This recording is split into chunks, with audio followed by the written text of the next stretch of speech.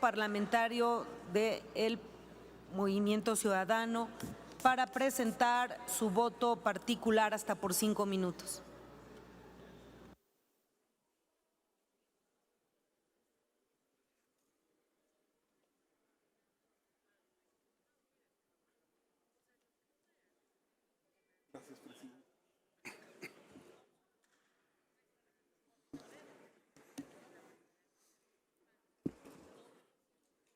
Honorable Asamblea, en las últimas semanas hemos sido testigos de una serie de descalificaciones y acusaciones falsas contra el Poder Judicial de la Federación. Muchas de ellas vertidas desde el púlpito de Palacio Nacional y otras, alarmantemente, repetidas por legisladoras y legisladores de este Congreso de la Unión. Hoy, nuevamente, estamos en presencia de actos a partir de declaraciones electoreras que descalifican la división de poderes, que buscan el sometimiento y sumisión de los poderes del Estado al gobierno en turno. Entiéndase, hay voces que procuran hoy nuevamente minimizar el trabajo del Poder Judicial de la Federación, de aplastar y suprimir los derechos laborales de mujeres y hombres que dan la vida, sus horas de familia, su salud, su dedicación profesional a la tarea de impartir justicia y procurar el Estado de Derecho. Seamos claros, la única voz del pueblo está expresada en nuestra Constitución. No es el jefe de gobierno mexicano el portavoz del pueblo, sino solo un representante electo. Los intereses del pueblo no están, pues, representados en la voz de un Mesías, de un tirano demagógico, ni de sus esbirros, sino que están representados en la propia Constitución política de los Estados Unidos mexicanos. Toda aquella propuesta que atenta contra la Constitución atenta contra la voz del pueblo, y es el propio Poder Judicial de la Federación quien en sus facultades reivindica estos intereses y derechos constitucionales. Es así que cada vez que la Corte, como órgano de control constitucional, resuelve que los actos de los otros poderes, ya sea el Ejecutivo o el Legislativo, son inconstitucionales, no es por otra cosa sino por el controvertir los intereses del pueblo. Quien realmente está en contra del pueblo de México es quien viola o pretende violar su Constitución. Por ello, hago un llamado enérgico a dejar la falsedad del discurso fácil, de la politiquería, de los fines electoreros. Seamos serios, pues, representemos al Estado mexicano y digamos la verdad. Dejemos a un lado la manipulación popular, pues somos un Estado constitucional y cada vez que nos desapegamos del texto constitucional, nos acercamos cada vez más a la ingobernabilidad, a la nula certeza jurídica y al abandono y debacle de nuestro sistema. La minuta que hoy, con prisa, se pretende aprobar en este Senado, en primer lugar es ilegal por la incompetencia de la vía legislativa. Por lo que se pretende hacer es extinguir contratos privados constituidos conforme al marco legal y de su patrimonio original que proviene de recursos de antes de 1998 y que se orientaron a conformar instrumentos para atender programas prioritarios y programas emergentes. Hoy, por un decreto, se pretende extinguir y poner reglas de extinción a estos contratos privados. Estos contratos tienen en su objeto el mejoramiento de las instalaciones de los propios tribunales, de los inmuebles propiedad del Poder Judicial para el mejor funcionamiento de la justicia y no así como ustedes pretenden engañar bienes inmuebles personales.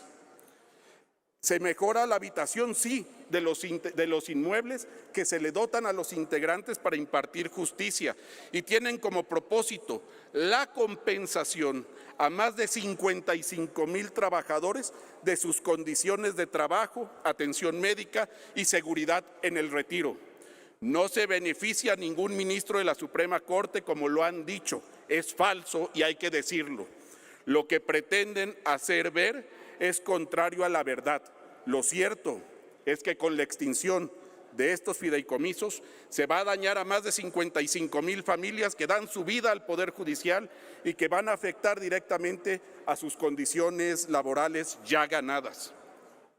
Se dice que lo correcto es vivir en la justa medianía, pero decir ello cuando se vive en un palacio con resguardo y con condiciones muy distantes a la realidad de la generalidad del pueblo no es austero ni es la realidad, también es falso.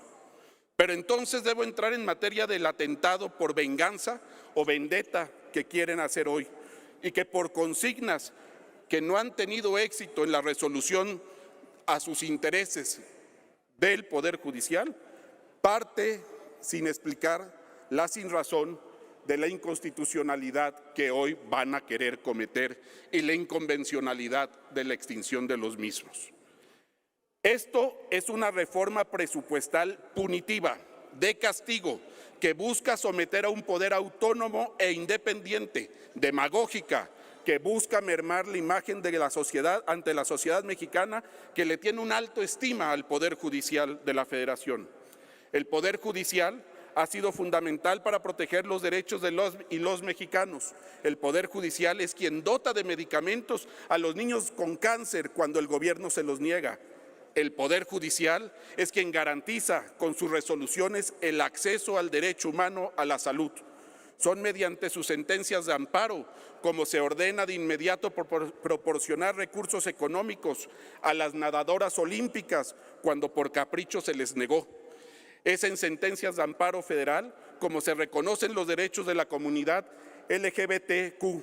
Y es por medio de estas sentencias que la justicia federal dicta para amparar y proteger los derechos constitucionales de acceso universal para personas discapacitadas, niñas, niños, adolescentes, personas de la tercera edad. Cuando los programas sociales que este Senado elevó a rango constitucional no son aplicados y se piden requisitos irracionales, es el Poder Judicial, a través de sus sentencias, quien reivindica estos derechos. Es ese Poder Judicial quien reivindica la Constitución frente a las medidas contrarias que ha tomado el Ejecutivo y que atentan al interés nacional expresado en su Constitución política. Y es en la misma Constitución la que nos protege a todas y todos por igual y que el Poder Judicial salvaguarda, la que protege el ingreso de los juzgadores. Ya de plano incumplimos con el derecho internacional que desde 1985 en el Congreso de Milán estableció los 20 principios para la independencia de la judicatura. Ojo, ya incumplimos los tratados internacionales que hemos celebrado y que este Senado ha ratificado y que obligan a defender los derechos del pueblo de México. Y contrario a lo que quieren hacer hoy, protegen y garantizan la independencia de la judicatura. Obliga a las instituciones gubernamentales y de toda índole a respetar y acatar la independencia de la judicatura, su autonomía, su suficiencia presupuestaria mínima de funcionamiento. Concluya. Ya se ha dicho que el problema de fondo del Poder Judicial es que no hay suficiente número de jueces por habitantes y esta reducción o restricción de los fideicomisos es una amenaza a la autonomía e independencia de la judicatura. Anuncio desde ya que Movimiento Ciudadano interpondrá los mecanismos de defensa constitucional en vía de acción de inconstitucionalidad y auguro de nueva cuenta un triunfo jurídico.